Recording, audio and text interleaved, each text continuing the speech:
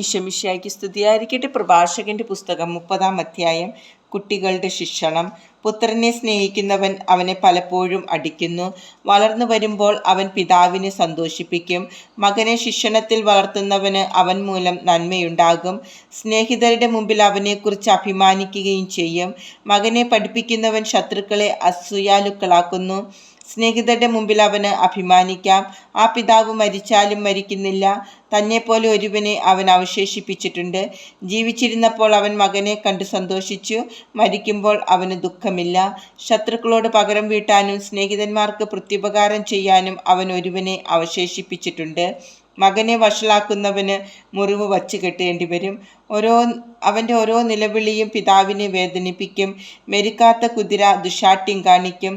ശിക്ഷണം ലഭിക്കാത്ത പുത്രൻ തന്നിഷ്ടക്കാരനാകും. പുത്രനെ അമിതമായി ലാളിച്ചാൽ അവൻ നിന്നെ ഭയപ്പെടുത്തും.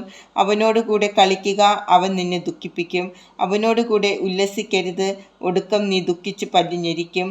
അവന് യൗവനത്തിൽ അധികാരം നൽകുകയോ അവൻ്റെ തെറ്റുകൾ അവഗണിക്കുകയോ അരുത്. ചെറുപ്പത്തിലെ തന്നെ അവനെ വിനയം അഭ്യസിപ്പിക്കുകയും ശിക്ഷിക്കുകയും ചെയ്യുക. അല്ലെങ്കിൽ അവൻ അനുസരണമില്ലാത്ത നിർബന്ധ ബുദ്ധിയായി തീർന്ന് നിന്നെ ദുഃഖിപ്പിക്കും. മകൻ്റെ ലജ്ജാകരമായ പ്രവൃത്തികൾ നിമിത്തം ദുഃഖിക്കാതിരിക്കേണ്ടതിന് അവനെ ശിക്ഷണത്തിൽ വളർത്താൻ ശ്രദ്ധിക്കുക. ആരോഗ്യം. കഠിനമായ ശാരീരിക വേദന അനുഭവിക്കുന്ന ധനികനേക്കാൾ ആരോഗ്യദൃഢഗാത്രനായ ദരിദ്രനാണ് ഭാഗ്യവാൻ. ആരോഗ്യം സ്വർണത്തേക്കാൾ ശ്രേഷ്ഠമാണ്. ബലിഷ്ഠമായ ശരീരം അളവറ്റ ധനത്തെക്കാളും ശരീരത്തിൻ്റെ ആരോഗ്യത്തെക്കാൾ മെച്ചപ്പെട്ട സമ്പത്തോ ഹൃദയാനന്ദത്തിലുപരിയായ സന്തോഷമോ ഇല്ല. ദുരിതപൂർണമായ ജീവിതത്തേക്കാൾ മരണവും മാറാരോഗത്തേക്കാൾ നിത്യവിശ്രമവും മെച്ചപ്പെട്ടതാണ്. വിശപ്പില്ലാത്തവൻ്റെ മുമ്പിൽ വിളമ്പിയ വിഭവങ്ങൾ ശവകുടീരത്തിൽ നിവേദിച്ച ഭക്ഷണ പദാർത്ഥങ്ങൾ പോലെയാണ്. വിഗ്രഹത്തിന് ഫലങ്ങൾ അർപ്പിക്കുന്നത് കൊണ്ട് എന്ത് പ്രയോജനം?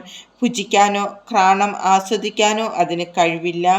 കർത്താവിനാൽ പീഡിതനാകുന്നവനും അങ്ങനെ തന്നെ. അവൻ ഭക്ഷണ പദാർത്ഥങ്ങൾ നോക്കി ഏങ്ങിക്കരയുന്നു. കന്യകയെ ആലിംഗനം ചെയ്തിട്ട് വിലപിക്കുന്ന ഷണ്ഡനെ പോലെ തന്നെ. സന്തോഷം. നീ അമിതമായി ദുഃഖിക്കുകയോ നിന്നെ തന്നെ മനഃപൂർവ്വം പീഡിപ്പിക്കുകയോ അരുത്. ഹൃദയാനന്ദം ഒരുവൻ്റെ ജീവനും സന്തോഷം അവൻ്റെ ആയുസ്സുമാണ്. ദുഃഖമകറ്റി ആത്മാവിനെ സന്തോഷിപ്പിക്കുകയും ഹൃദയത്തെ ആശ്വസിപ്പിക്കുകയും ചെയ്യുക. ദുഃഖം അനേകരെ നശിപ്പിച്ചിട്ടുണ്ട്, അത് നിഷ്പ്രയോജനമാണ്. അസൂയയും കോപവും ജീവിതത്തെ വെട്ടിച്ചുരുക്കുന്നു.